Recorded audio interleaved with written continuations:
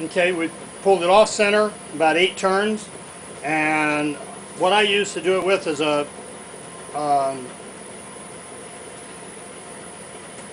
a large roughing tool for spindles.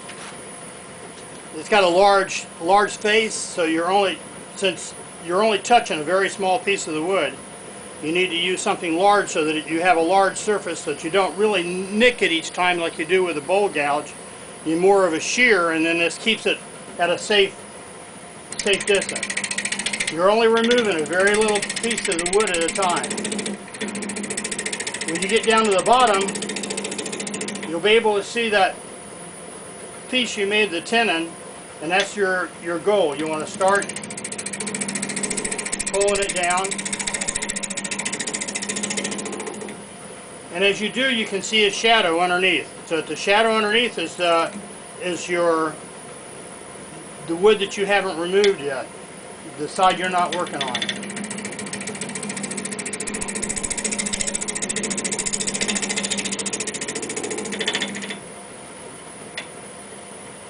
Okay.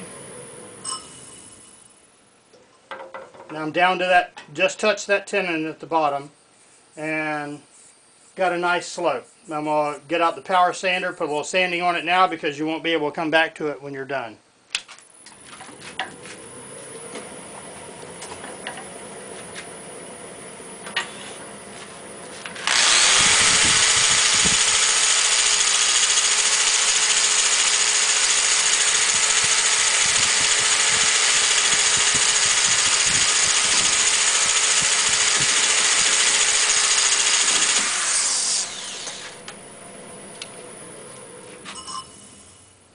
Okay, that side's done. What we'll do now is make a mark. Find the 0 on the face of the tool and make a mark on your tenon in corresponding with that 0. Because what we'll do is we'll loosen the piece of work in the jaws of the Novichok and rotate it 120 degrees to either the 240 degree mark or the 120 degree mark to make a 3-sided box.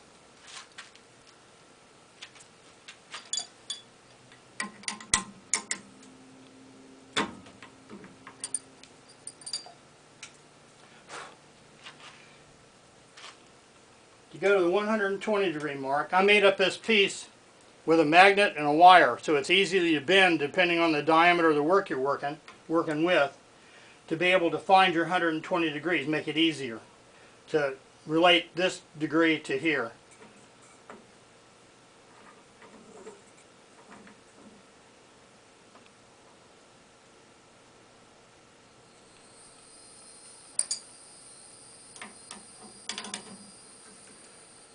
Move it, lock it back down, remove your magnet, and move up your tool rest. And we'll make the next face.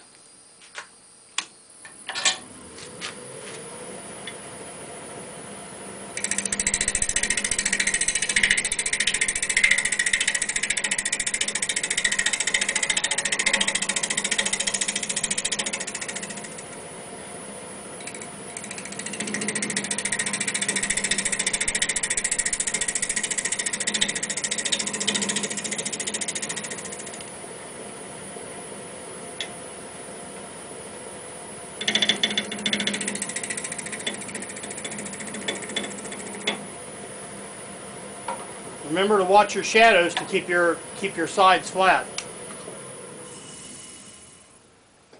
Okay, we're back down to our tenon again. I'll give it a brief sanding and then go to the third side.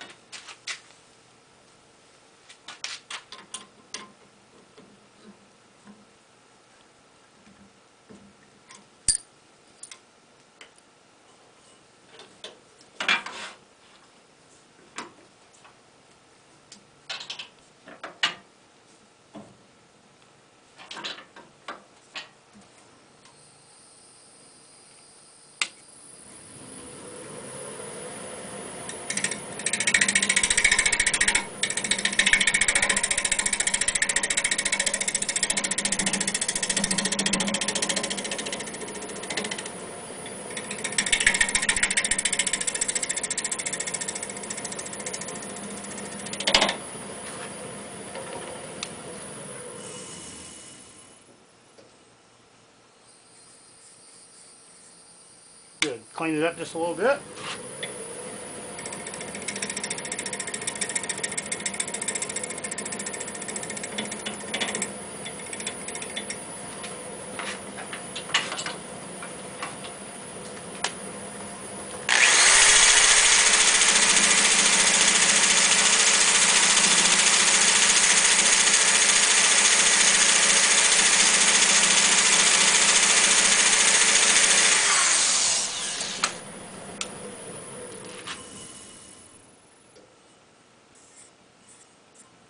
Okay, now we'll loosen the chuck, move it back to 0 position, and we're ready to part it off.